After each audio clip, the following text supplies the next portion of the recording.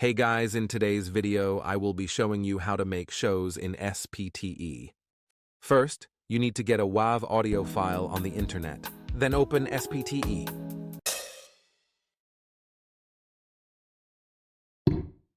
Go to Record, New Recording, and open .wav.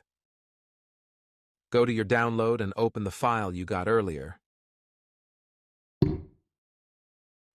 And press Finish, then type in the name of your show.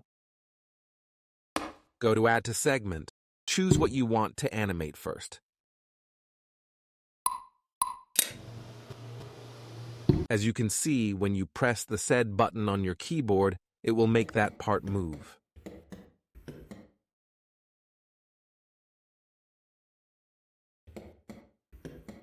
Then go to the bottom right corner and press Ready. Select your show tape and press your button to move that part. Here we come, walk down the street, get the funniest looks from everyone we meet. Then when you are done, press Finish. Replace your show tape file. Then repeat that process until you finish all the movements.